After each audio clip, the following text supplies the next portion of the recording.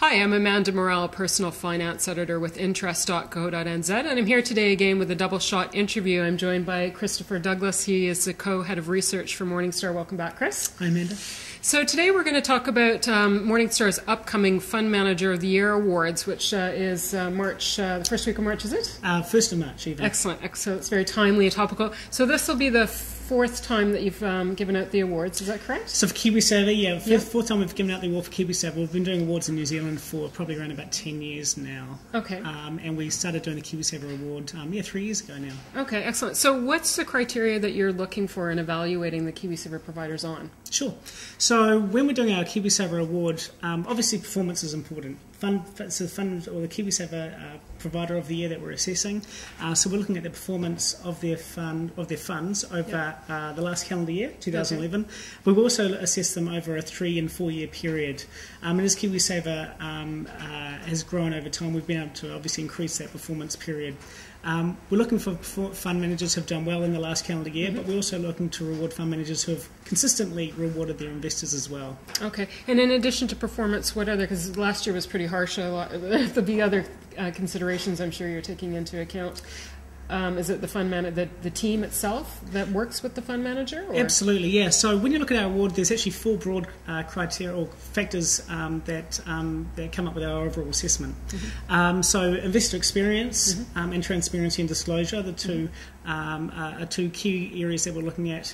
And the reason we actually brought them into the KiwiSaver award, which is slightly differentiated relative to other awards, is because KiwiSaver is a true direct-to-retail, direct-to-the end investor product. So we want to make sure that the fund managers are, out there treating the investors well, giving them appropriate disclosure.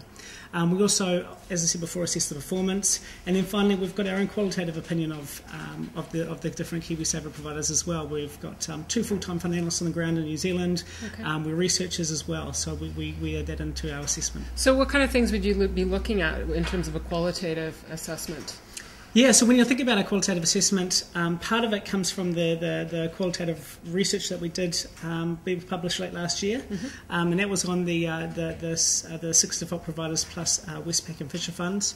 But we also look outside of that as well, and there's fund managers that we haven't necessarily released research reports on the KiwiSaver funds, but we know them, we know the investment teams really well, we know their process and how they work, and we use that knowledge and experience to actually have an input into that factor as well. Okay, excellent. And you also have a panel of judges that some people might not expect. Can you tell me a bit more about some of your outside observers on that? Sure. Yeah. Well, I think with KiwiSaver in particular, and as I said, it's a direct-to-market product.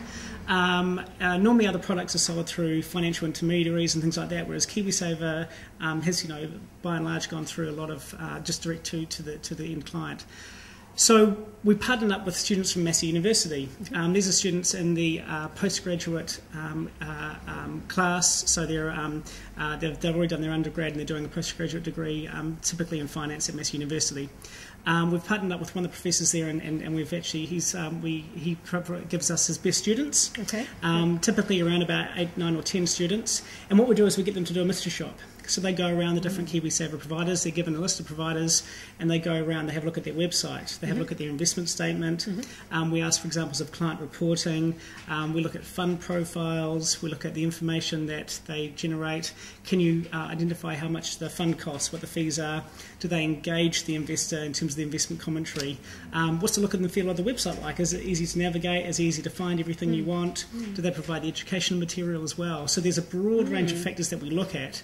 And the reason that we partnered up with the Massey University students is because we wanted to ensure that we have people who aren't part of the industry necessarily, who don't have their own personal biases, that comes from I guess, being a researcher and going out there and covering different managers. So it's actually been a fantastic initiative. We started it for the first time last year, and we're repeating it again this year.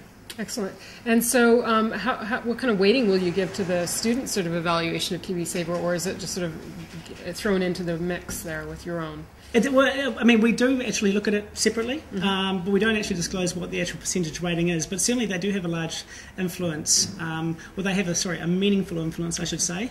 The performance is clearly a key factor as well in the overall Fund Manager of the Year award, because at the end of the day, we want to be rewarding fund managers who have performed well.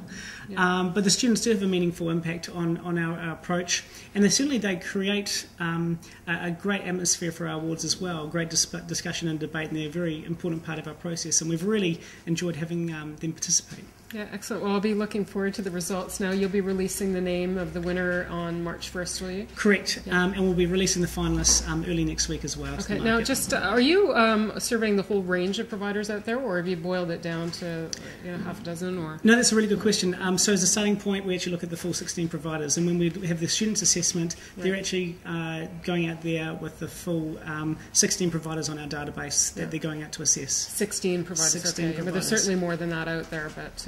Yeah, there are, I guess, yeah, and we'd love to have them on our database too, Amanda, if they're willing to come on board.